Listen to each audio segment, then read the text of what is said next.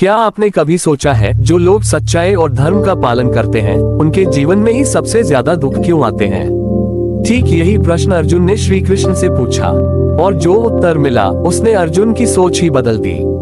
आइए सुनते हैं वो अद्भुत कथा जो हमारे जीवन की सच्चाई से जुड़ी है। अर्जुन ने श्री कृष्ण से कहा, हे माधव, हमने युद्ध में अधर्म का अंत कर दिया, पर मेरे मन में एक प्रश्न है जो मुझे भीतर से कचोटता है। धर्म का पालन करने वालों को ही सबसे ज्यादा कष्ट क्यों झेलने पड़ते हैं? श्री कृष्ण मुस्कुराते हैं और कहते हैं, आओ पार्थ, तुम्हें एक सच्चाई दिखाता हूँ जो तुम्हारी सोच को बदल देगी। श्री कृष्ण ब्राह्मण का रूप धारण करके अर्जुन को साथ लेकर एक गांव में पहुँचते हैं। वहाँ वे सबसे पहले गांव के सबसे अमीर व्यक्ति के पास आश्रय मांगने जाते हैं। मुझे फुर्सत नहीं है, लेकिन पीछे गौशाला है, उसमें रह सकते हो। वो जर्जर पड़ी है, पर तुम्हारे जैसे साधुओं के लिए ठीक है।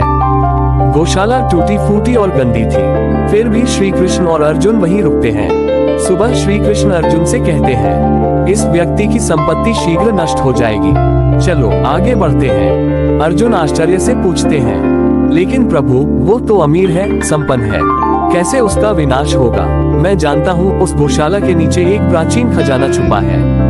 अगर यह व्यक्ति उस तक पहुँच जाता तो उसका अहंकार और बढ़ जाता।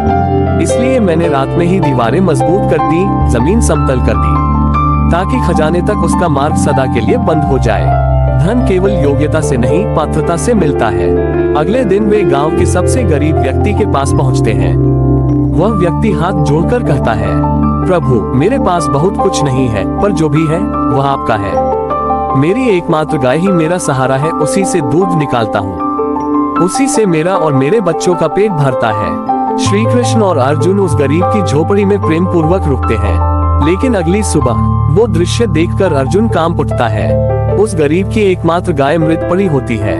अर्जुन में आक्रोश श्री कृष्ण से पूछते हैं, हे वासुदेव, जिसने आपका सबसे ज्यादा आदर किया, सेवा की, आपने उसी का एकमात्र सहारा क्यों छीन लिया?